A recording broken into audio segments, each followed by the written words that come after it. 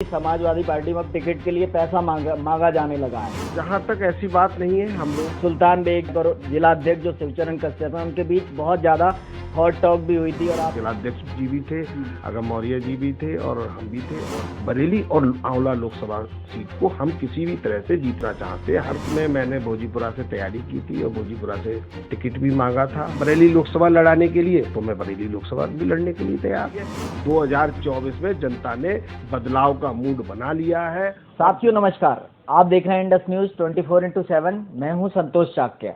आज मेरे साथ हैं मनोहर सिंह पटेल जी, जो जिला उपाध्यक्ष हैं समाजवादी पार्टी बरेली के और बिथरी विधानसभा के प्रभारी भी हैं। बिथरी विधानसभा के चुनाव को लेकर जिम्मेदारी उन्हें दी गई है। तो सर, आपका बहुत बहुत स्वागत है। धन्यवाद। तो सबसे पहला मेरा सवाल यही है कि आप जिला उपाध्यक्ष भी हैं बरेली संगठन के और आप बिथरी विधानसभा के प्रभारी हैं। तो चुनाव भी बहुत करीब आ गया है 2024 का, तो क्या तैयारियां हैं और बिथरी में आप जो प्रभारी के तौर पर क्या काम कर रहे हैं? देखिए, जहाँ तक चुनाव की बात है तो हमारे पार्टी इस समय बहुत ही जमीनी स्तर पे हम लोग काम कर रहे हैं। परसों भी आलमपुर जाफराबाद में हम लोगों की बैठक थी, कार्यकर्ताओं की, सेक्टर प्रभारियों की।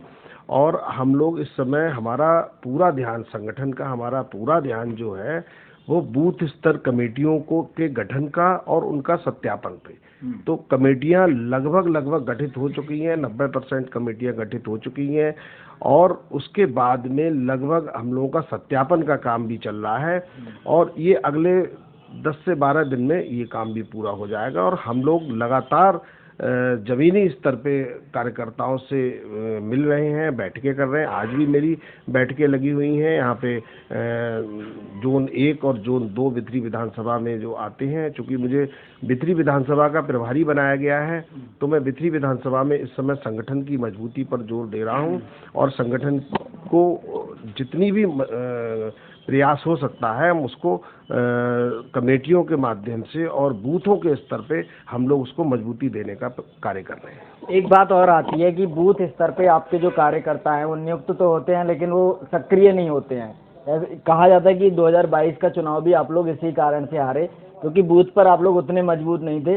बूथ पे बस नाम लिख के दे दिए जाते हैं और लेकिन लोग सक्रिय नहीं होते हैं, ऐसा विधानसभा अध्यक्ष लोग करते हैं। तो उस पर आप कैसे पता कर रहे हैं कि सच में वो सक्रिय है या नहीं है? तो कैसे बूथ को कैसे मजबूत कर रहे हैं? जहाँ तक ऐसी बात नहीं है, हम लोगों के कार्यकर्ता समाजवादी पार्टी के पास जितना कार्यकर्ता है उतना किसी भी पार्टी के पास कार्यकर्ता नहीं है।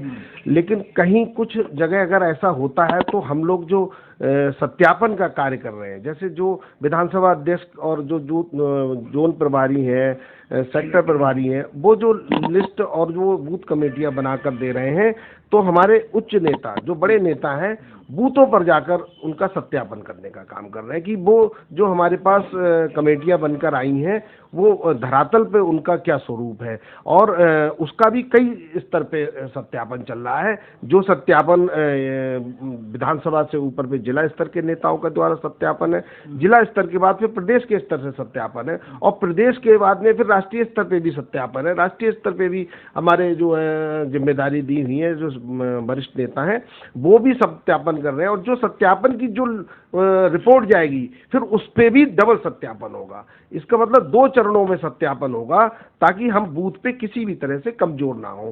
पहले जो स्थानीय स्तर पे सत्यापन होगा, फिर प्रदेश स्तर पे सत्यापन होगा, उसके बाद राष्ट्रीय स्तर पे सत्यापन का कार्य चल रहा है। आपका जो बिथरी विधानसभा है वो आंवला लोकसभा में आती है और बरेली में 2 लोकसभाएं भी आती हैं। तो आंवला लोकसभा के जो प्रभारी हैं अगम मौर्य, उनके साथ आप क्या कोऑर्डिनेशन है, आपस में कैसे कोऑर्डिनेशन? अभी अगम मौर्य जी और हम लोग अभी परसों वाले दिन आलमपुर जाफराबाद में बैठक थी। हम लोग जिलाध्यक्ष जी भी थे, अगम मौर्य जी भी थे और हम भी थे और भी नेता थे पार्टी के। तो चूंकि उनके पास पूरी लोकसभा का प्रभार है तो उनको जैसे भी जहाँ भी उनको बुलाया जाता है, जहाँ भी उनके कार्यक्रम लगते हैं वो आ रहे हैं और अपनी पूरी भूमिका निभा रहे हैं। और बहुत सभी लोग, हमारी पार्टी के जिला अध्यक्ष जी भी बहुत मेहनत से लगे हुए हैं। पार्टी के सभी कार्यकर्ता और सभी संगठन के सभी नेता लोग और जितने भी नेता हैं, जो भी पार्टी से चुनाव लड़े, हारे, जीते, प्रत्याशी हैं, विधायक, सभी लोग अपनी अपनी भूमिका निभा रहे हैं।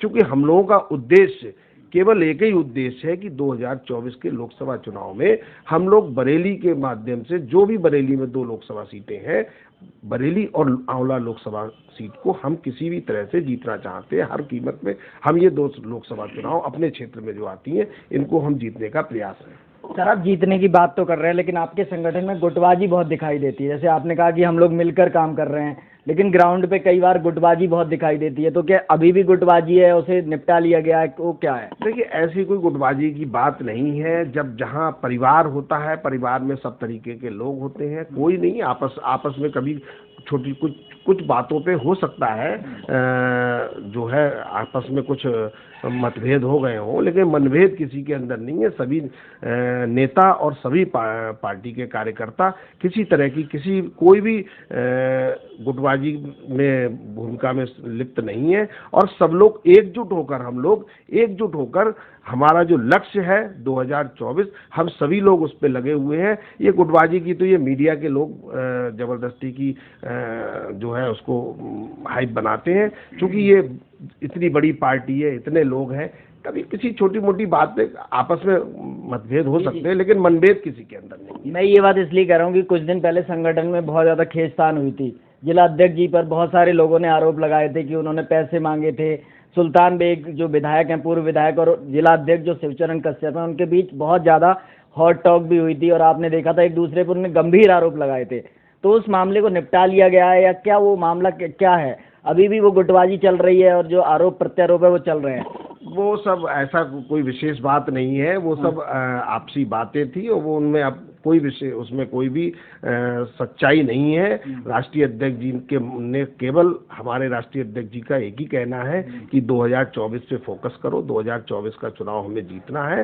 स्थानीय स्तर पे हम लोगों के बीच में किसी तरह का कोई भी मतभेद नहीं है, किसी भी तरह की कोई गुटबाजी नहीं है। हम लोग संगठित होकर, एक होकर कार्य कर रहे हैं। तो जो विभिन्न लोग नाराज थे उन्हें मना लिया गया? वो सब लोग, कोई ऐसी बात नहीं है। हम राष्ट्रीय स्तर, हमारे अखिलेश यादव जी के नाम पर सब लोग एक हैं जी। हमारा उद्देश्य केवल 2024 का लोकसभा चुनाव जीतना है, और अखिलेश यादव राष्ट्रीय अध्यक्ष जी हमारे हैं, उनके नाम पे पूरी पार्टी एक है। पूरी पार्टी हमारी, पूरा कार्यकर्ता, बड़े से बड़ा नेता और छोटे से छोटा कार्यकर्ता, सब लोग एक मत होके और एक सूत्र में बंध के हम लोग कार्य कर रहे हैं। तो जिस तरह के आरोप लग रहे थे कि समाजवादी पार्टी में अब टिकट के लिए पैसा मांगा जाने लगा है, तो ये आरोप, इनमें कितनी सच्चाई थी? नहीं, ये आरोप मुझे लगता है ये निराधार आरोप है। ऐसी कोई विशेष बात नहीं है, और ऐसा कोई कहीं भी ऐसा कोई सुनने में भी नहीं आया है, ऐसा किसी ने कहा भी नहीं है।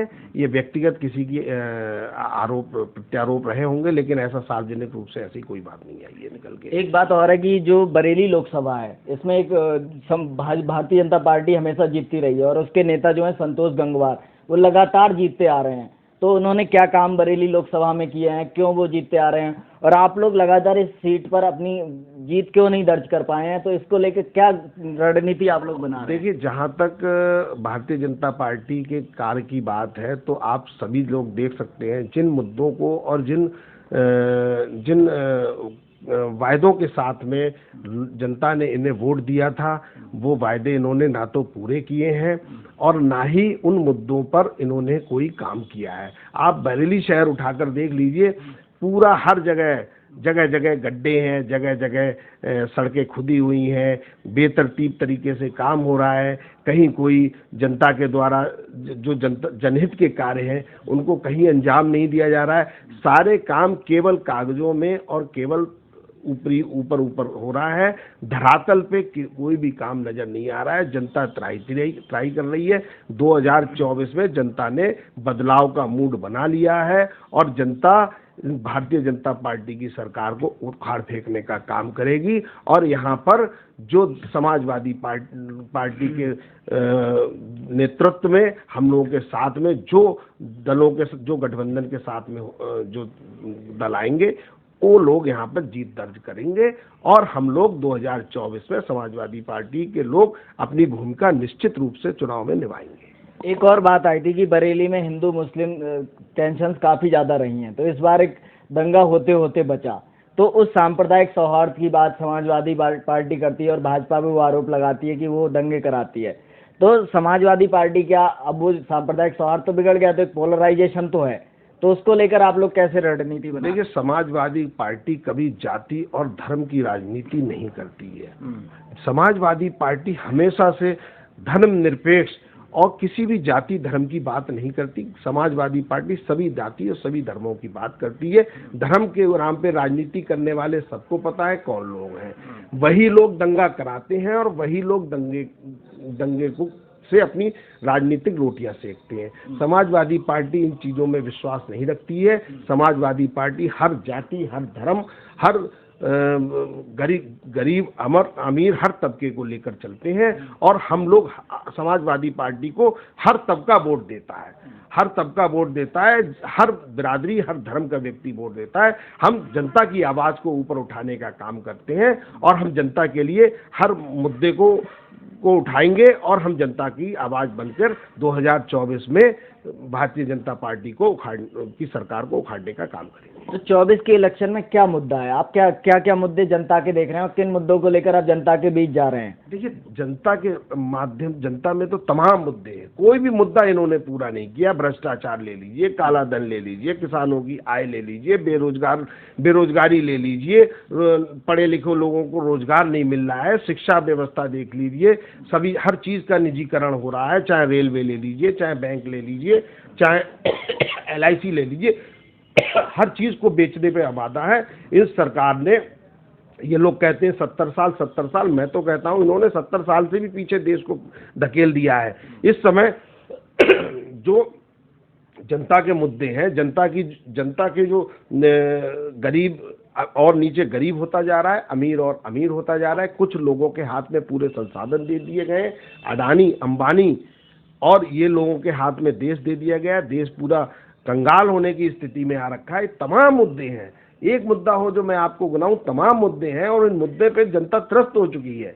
हर तरह से आदमी के पास, जनता के पास जो है जेब में पैसे नहीं है, लेकिन तमाम कर्मचारियों को पुरानी पेंशन नहीं मिल रही है।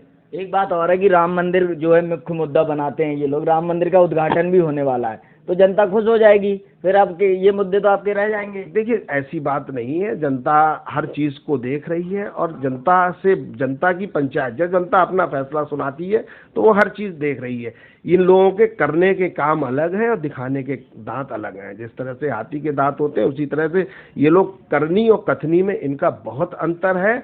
जनता इस चीज को समझ रही है और समझने के साथ साथ 2024 में जनता ने बदलाव का मूड बना लिया है। वो कह रहे हैं कि भारतीय जनता पार्टी ने राम मंदिर बना दिया, तो भारतीय जनता पार्टी को वोट मिलना चाहिए। राम मंदिर हिंदुओं की रक्षा कर रहा है। देखिए, राम मंदिर ठीक है, भारतीय जनता पार्टी ने बना दिया, लेकिन जिन मुद्दों पे सरकार आई थी, हम उन मुद्दों की बात करते हैं। हम बात करते हैं शिक्षा की, हम बात करते हैं रोजगार की, हम बात करते हैं किसानों की आय की, हम बात करते हैं काले धन की, हम बात करते हैं जो बेरोजगार हैं।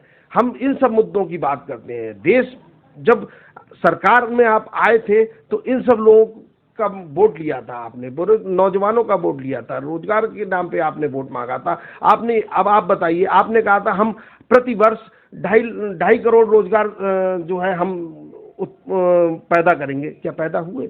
किसानों की आय दुगनी कर देंगे। आज किसान देख लीजिए आत्महत्या करने को मजबूर हो रहा है, उनकी फसलों को सही दाम नहीं मिल रहा है, किसान आत्महत्या करने को मजबूर है। यूरिया का देख लीजिए, तमाम बीज कीटनाशक देख लीजिए, सबके कीमतें कहाँ आसमान छू रही हैं।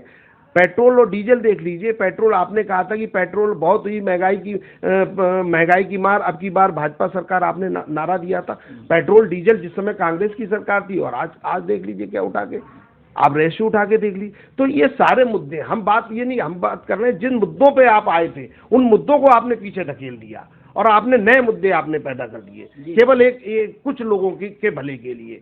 हमारा केवल कहना ये है कि देश इस आम जनता का देश है, आम जनता वोट देती है, उसका पूरा हक है इस देश के संसाधनों पे। लेकिन आपने संसाधन अगर किसी एक परिवार के हाथ में, किसी एक संगठन, किसी एक पार्टी, जो उद्योगपतियों के हाथ में देश की बागडोर सौंप देंगे, तब देश का क्या हाल होगा। एक बात और है सर, आप 2022 के इलेक्शन में एक टिकट मांग रहे थे भोजीपुरा से, तो आपकी निजी तैयारियां क्या हैं? आगे आप कौन से इलेक्शन की तैयारी कर रहे हैं, उसको लेके आपकी क्या तैयारी है? देखिए 2022 में मैंने भोजीपुरा से तैयारी की थी और भोजीपुरा से टिकट भी मांगा था।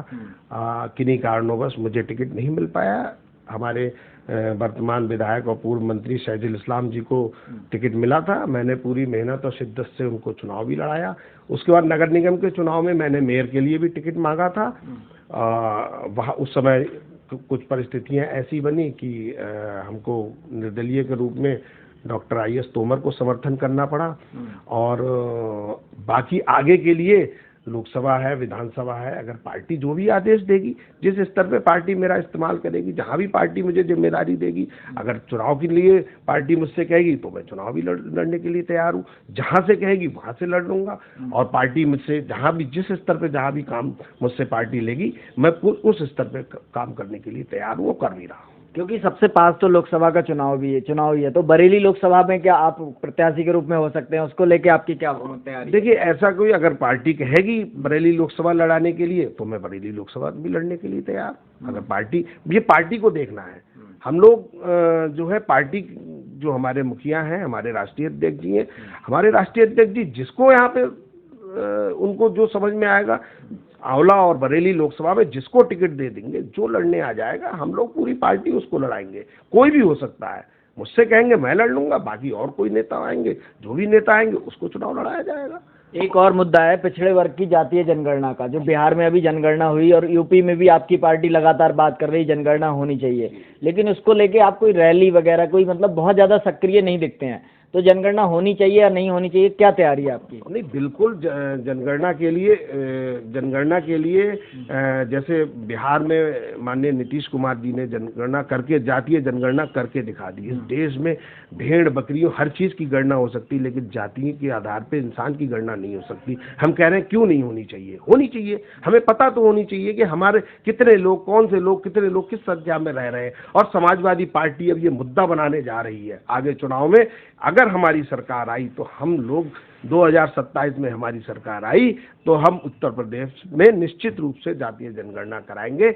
ऐसा हमारे राष्ट्रीय अध्यक्ष जी का जो है चुनावी एजेंडा बनने वाला है। उन्होंने कहा भी है, कई बार उन्होंने घोषणा भी की है, और समाजवादी पार्टी इस मुद्दे को प्रमुखता से रखेगी। 24 के इलेक्शन में आपका कांग्रेस से गठबंधन हुआ है, लेकिन बीच में मतभेद भी हो गए थे मध्य प्रदेश चुनाव को लेके, तो आरोप ये लग रहा है कि ये गठबंधन बहुत दूर तक नहीं चलेगा, सिर्फ कुछ दिनों का गठबंधन है। तो ये गठबंधन 24 के चुनाव में चलेगा या नहीं चलेगा, और क्या 24 के चुनाव में क्या रिजल्ट रहेंगे? देखिए, ये राष्ट्रीय अध्यक्ष जी हमारे और कांग्रेस के जो बड़े नेता हैं, सभी लोग चाहते हैं, देश चाहता है गठबंधन बने, गठबंधन चले।